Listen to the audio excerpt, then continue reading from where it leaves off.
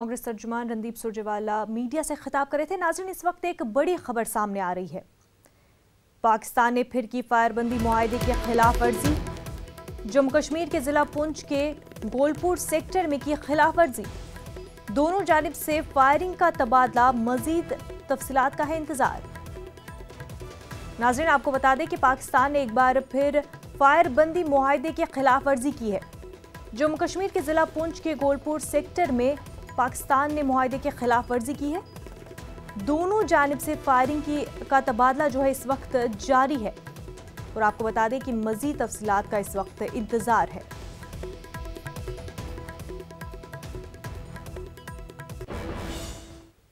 एक छोटा सा ब्रेक लेंगे, जल्द होंगे हाजिर।